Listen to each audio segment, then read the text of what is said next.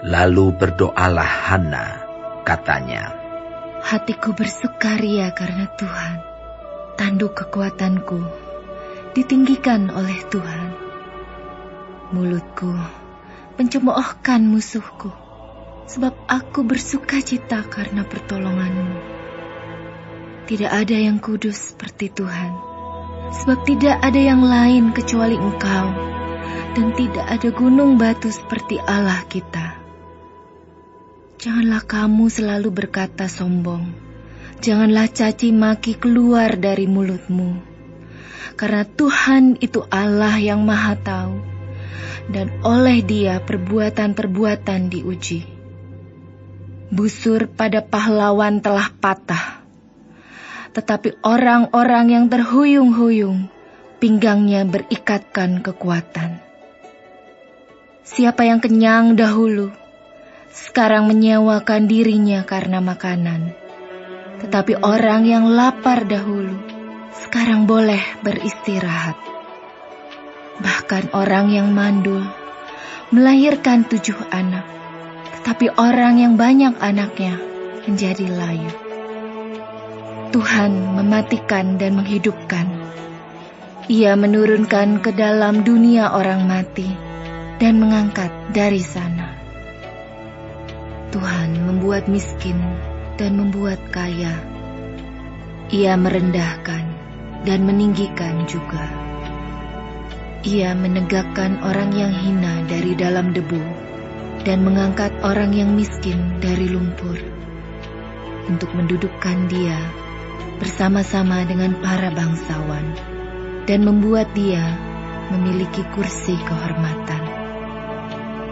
Sebab Tuhan mempunyai alas bumi, dan di atasnya Ia menaruh daratan. Langkah kaki orang-orang yang dikasihinya dilindunginya, tetapi orang-orang fasik akan mati binasa dalam kegelapan, sebab bukan oleh karena kekuatannya sendiri seorang berkuasa. Orang yang berbantah dengan Tuhan akan dihancurkan. Atas mereka Ia mengguntur di langit. Tuhan mengadili bumi sampai ke ujung-ujungnya. Ia memberi kekuatan kepada raja yang diangkatnya dan meninggikan tanduk kekuatan orang yang diurapinya. Lalu pulanglah Elkana ke Rama, tetapi anak itu menjadi pelayan Tuhan di bawah pengawasan Imam Eli. Adapun anak-anak lelaki Eli adalah orang-orang dursila. Mereka tidak mengindahkan Tuhan ataupun batas hak para imam terhadap bangsa itu. Setiap kali seseorang mempersembahkan korban sembelihan, sementara daging itu dimasak, datanglah bujang imam membawa garpu bergigi 3 di tangannya dan dicucukkannya ke dalam bejana atau ke dalam kuali, atau ke dalam belanga, atau ke dalam periuk. Segala yang ditarik dengan garpu itu ke atas, diambil imam itu untuk dirinya sendiri. Demikianlah mereka memperlakukan semua orang Israel yang datang ke sana, ke Silo. Bahkan sebelum lemaknya dibakar, bujang imam itu datang, lalu berkata kepada orang yang mempersembahkan korban itu, berikanlah daging kepada imam untuk dipanggang, sebab ia tidak mau menerima daripadamu daging yang dimasak, hanya yang mentah saja. Apabila orang itu menjawabnya, bukankah lemak itu harus dibakar dahulu, kemudian barulah ambil bagimu sesuka hatimu? Maka berkatalah ia kepada orang itu, sekarang juga harus kau berikan, kalau tidak, aku akan mengambilnya dengan kekerasan. Dengan demikian sangat besarlah dosa kedua orang muda itu di hadapan Tuhan, sebab mereka memandang rendah korban untuk Tuhan. Adapun Samuel menjadi pelayan di hadapan Tuhan. Ia masih anak-anak yang tubuhnya berlilitkan baju efod dari kain lenan. Setiap tahun ibunya membuatkan dia jubah kecil dan membawa jubah itu kepadanya apabila ia bersama-sama suaminya pergi mempersembahkan korban sembelihan tahunan. Lalu Eli memberkati Elkana dan istrinya. Katanya, Tuhan kiranya memberikan keturunan kepadamu dari perempuan ini, pengganti yang telah diserahkannya kepada Tuhan. Sesudah itu pulanglah mereka ke tempat kediamannya. Dan Tuhan mengindahkan Hana, sehingga dia mengandung dan melahirkan 3 anak laki-laki dan 2 anak perempuan lagi. Sementara itu makin besarlah Samuel yang muda itu di hadapan Tuhan. Eli telah sangat tua. Apabila didengarnya segala sesuatu yang dilakukan anak-anaknya terhadap semua orang Israel, dan bahwa mereka itu tidur dengan perempuan-perempuan yang melayani di depan pintu kemah pertemuan, berkatalah ia kepada mereka, Mengapa kamu melakukan hal-hal yang begitu? Sehingga ku dengar dari segenap bangsa ini tentang perbuatan-perbuatanmu yang jahat itu. Janganlah begitu, anak-anakku. Bukan kabar baik yang ku dengar itu, bahwa kamu menyebabkan umat Tuhan melakukan pelanggaran. Jika seseorang berdosa terhadap seorang yang lain, maka Allah yang akan mengadili. Tetapi jika seseorang berdosa terhadap Tuhan, siapakah yang menjadi perantara baginya?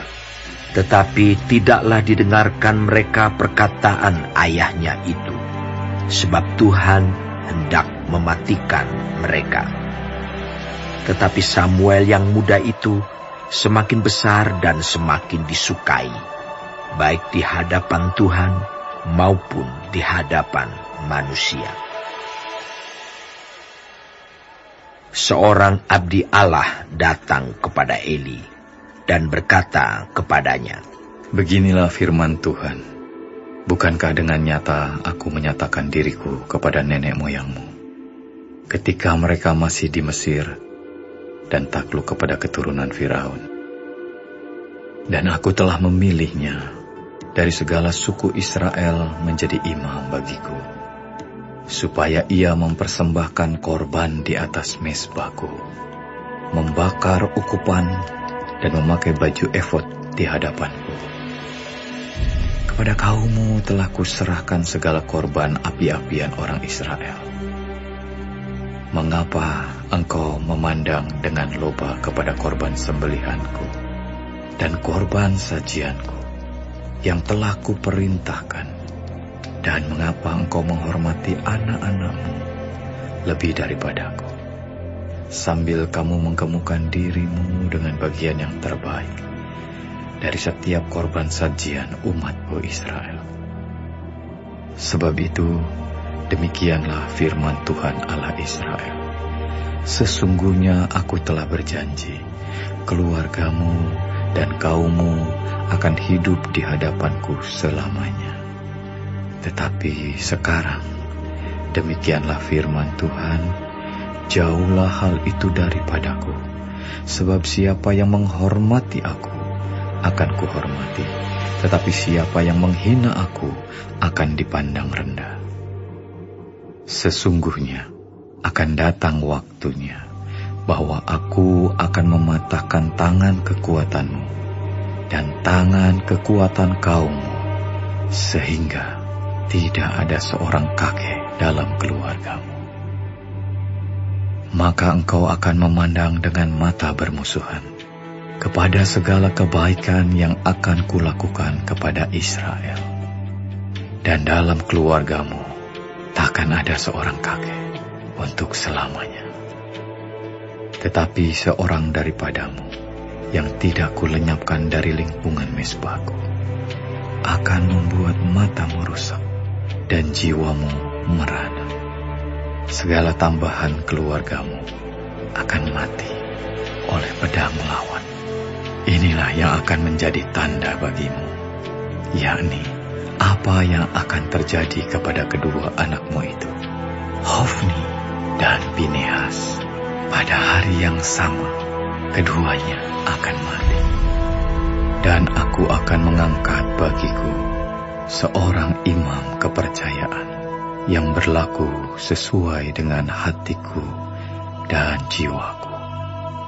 Dan aku akan membangunkan baginya keturunan yang teguh setia, sehingga ia selalu hidup di hadapan orang yang kuurapi. Kemudian, siapa yang masih tinggal hidup dari keturunanmu akan datang sujud menyembah kepadanya, meminta sekeping uang perak atau sepotong roti, dan akan berkata, tempatkanlah kiranya aku dalam salah satu golongan imam itu, supaya aku dapat makan sekerat roti.